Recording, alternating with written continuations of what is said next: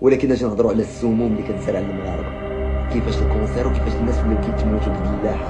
جوج بحور على المواطن ما كتعلاش على السر ديالو كبايله والشطون. اما الا بغيت نهضر على اللحم والدجاج نفضل نسكت حسن ليا. هو السبب اللي خلى ان الملايين المغاربه يموتوا، هو السبب اللي خلى تسمم الغاء الكونسير بحال شي واحد تيقول لك راسي ضارني. راه شحال هذيك كنتي كتشري ب 4 دراهم 5 دراهم في مليون و300 الف طون، دابا راه تزاد الصادرات، راه ما غتستافد والو. الجفاف اشرفت كتقول وانا مالي سوقي، انا درت التامين، قطع التامين شحال قطعتي 50 مليار ديال الدرهم باش ما تغلاش عليا الخضره. 150 مليار ديال الدرهم باش ما تغلاش عليا الخضره. مخطط ديال اليهود، مخطط اخر غيمشيو علينا. ما كنفهمش نظريه المؤامراتيين هنايا بالتالي. ها الارض الفلاحيه والخضره علاش غاليه؟ عندنا جوج بحور وعين المواطن ما كتعلاش على السر ديالو كبايله والشطون. اما الا بغيت نهضر على اللحم والدجاج نفضل نسكت حسن ليا. شنو هما الاسباب والمسببات؟ اذا كانوا هما هادو الاسئله ديالك راك باقي هنا، حيت هاد الاسئله هادو يلا تيساوي واحد النقطه في واحد البحر اللي كله مشاكل، واللي غنشرحوا لك وغنشرح لك غير 4 منه اللي هما الملايين ديال المشاكل. نشرحوا غير 4 الاسباب اللي سببات هادشي. هو السبب اللي خلى ان الملايين المغاربه يموتوا، هو السبب اللي خلى تسمم المغاربه، هو السبب اللي خلى مرض اللي كان نادرا اننا نسمعوه، واحد في الالف ولا في الالفين فيه الكونسير. وليتي كتسمع الكونسير بحال شي واحد تيقول لك راسي ضارني، تيقول لك فيه الكونسير بحال تيقول لك فيه بومزوي، وبسببه فقدنا بزاف ديال الاشياء. ولكن ما تخافش، المسبب في هذا الشيء هذا والتخطيط لهذا الشيء هذا ما تحكمش بالاعدام ولا دوز شي عقوبه سجنيه، وانما ولا مسؤول كبير في هذه البلاد. وتبع معايا بالارقام والدلائل اللي ما قالش اشرف بالمدن، وانما قالت الندوبيه ديال التخطيط ومجلس على الحسابات اللي هما جزء منهم. علاش الخضره غاليه واللحم غالي وداكشي؟ راه كاين جفاف اشرفت كتقول وانا مالي سوقي، انا درت التامين، قطع التامين شحال قطعتي التامين؟ 150 مليار ديال الدرهم باش ما تغلاش عليا الخضره. 150 مليار ميزانيه ديال الدول. راه كنهضر مع بغيت نحول لكم السنتيم والله ما عرفت، ما تقدرش تخرج تريليونات ديال السنتيمات ديال الملايين ديال السنتيمات. تخيل معايا انا 100 مليون ديال السنتيم يلا كتساوي مليون ديال الدرهم، وهنا كنهضر لك على 150 مليار ديال الدرهم. شكون اللي دار هادشي؟ 2008 غنرجعوا شويه اللور. 2008 في المخطط الاخضر جابوا واحد الشركه شو سميتها ماكانزي من اجل تجويع المغاربه وقتل المغاربه، وماكانزي من اجل اغناء بعض الاغنياء. وغادي نبداو تدريجيا. هذه الميزانيه هذه تقسمت على جوج ديال الدعامات واللي كيسميوها الدعامه الاولى واللي مشات لها لحصاد الاسد اللي هي اصدقاء الاصدقاء. بغيت نقول مشات لواحد الفئه قليله ديال الفلاحه العصريه كبار الفلاحين، والشي اللي بقى من الميزانيه ديال 70 مليار مشات للفلاحه الصغار اللي هما من الملايين واللي ما استافدوش بزاف. وهذا الشيء هذا غادي نعيو تدريجيا بفيديو باش نشرحوا كامل، وكيفاش فقدنا مجموعه ديال الاشياء بسببه، وكيفاش حنا قطعنا التامين الامن الغذائي الشريف باش ما نوقعش ليا. تجوش ليا الجفاف قدره الهيه، عطيتك 150 مليار باش تقاد ليا باش لا طرات هذا الشيء هذا نلقى الماء صفيه من البحر ديروا كما بغيتي ديروا، انا ما تيهمنيش. 150 مليار عطيتها لك باش ما نعيش انا هذه المعيشه. وغادي نمشي معكم ايطاب باغ ايطاب. 2008 شحال كنا حنا كنجيبوا ديال الحبوب قبل ما نخسروا 150 مليار ديال الدرهم في المخطط الاخضر اللي خصو يعاون المغاربه؟ شحال كنا كنتجوا ديال الحبوب؟ 51 مليون طن. بعد المخطط الاخضر في 2021 شحال الجنينه؟ 34 مليون. نقصنا 40% تقريبا، 34 مليون طن بعد المخطط الاخضر. الزيتون شحال جنينه في 2004 مليون طن. دابا شحال زدنا؟ ولا داير 80 درهم لليطرو، 90 درهم لليطرو، ما عمرو وصل هذا الثمن هذا. وغنمشي معاك الحوامل واللي غيفاجئكم بزاف، وغادي ندخل معاكم في السم والسموم اللي كتزرع المغاربه بالدراسات. وخرج معايا عام قبل المخطط الاخضر في مجال الحوامل شحال نتجنا مليون و300 الف طن.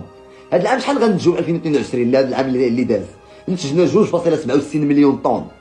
فرحتي ياك؟ برافو عليهم ياك. زادوا راه شحال هذيك كنتي كتشري ب 4 دراهم 5 دراهم في مليون و300 الف طن، دابا راه تزاد الصادرات، راه ما غتستافد والو. يعني العرض غتقول كثر والطلب غيبقى في الحدود باش تشري رخيص، لا الصادرات كثرات ب 40% هذا العام. يعني مشى هذاك الشيء لبرا، واللي بقى لك غدرس فيه انت وخوتك بواحد 12 درهم ولا 10 دراهم للكيلو على حساب السوق اش كيقول لك.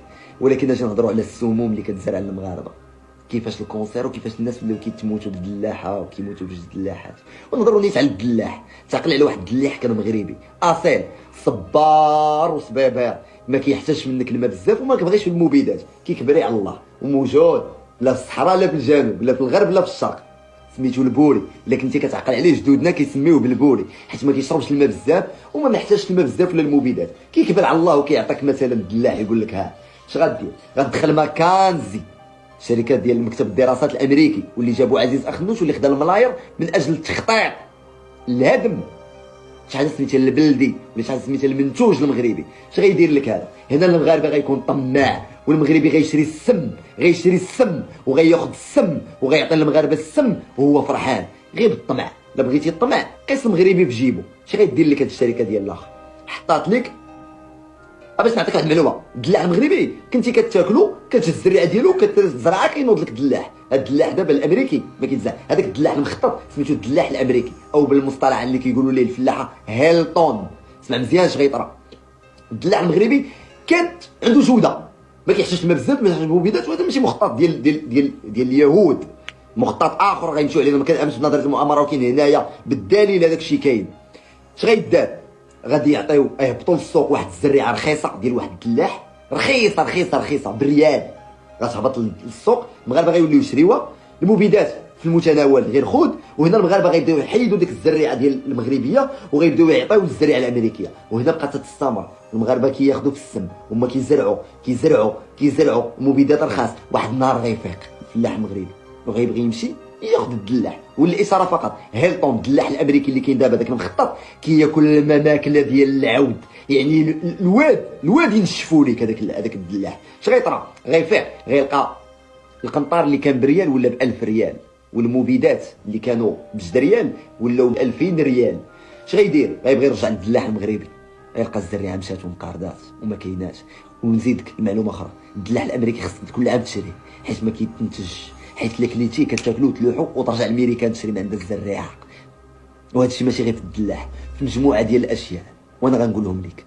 منهم مطيشه، منهم مجموعه ديال الخضروات. شنو هو هذا الشيء؟ شي يقول لك مثلا هذا الشيء؟ حتى المبيدات غلات، اللي كانوا مبيدات قلال ولات مبيدات غاليه، والاشياء البلديه اللي كانت كتزرع في المغرب ما بقاتش بسبب الطمع ديال المغاربه والفلاحين المغاربه. انا ما كنهضرش على الكل، ولكن راه الكل بصح نيت. ملي كنقول لك الصبار في المخطط الاخضر داروا الدعم، اش داروا؟ انك غتجيب لنا واحد النوع من برا. تخيل معايا ان الدوده القرمزيه ما كايناش حتى شي دوله جوارنا، جات من امريكا اللاتينيه من المكسيك وتحطات هنا. السبب شنو هو ان واحد المزارع بسبب ان الدعم اللي خارج المخطط الاخضر جاب هذاك، ودوك التعاونيات باش يدوزوا لهم الدعم ديال دوز لهذا ودوز لذاك، كيهز ديك النبته اللي دخلات مريضه وكيعطيها لصاحبه، وداك صاحبه كينقل العدوى وكيعطيها لصاحبه، وداك صاحبه كينقل العدوى، ومشى الصبار المغربي ومات الصبار المغربي، وهم اليوم كينتجوه. وشوف الزيوت ديال الصبار المغربي قبل 2008 وقبل المخطط الاخضر كيف كان، ودابا كيف ولا. دابا ولا هو الذهب. يعني الناس اللي خصهم يديروا الصبار يكونوا على رؤوس الاصابع باش نعرفوا نتعاملوا مع داك الذهب ديال الزيوت الصبار اللي ولات كتباع بلا ملاير.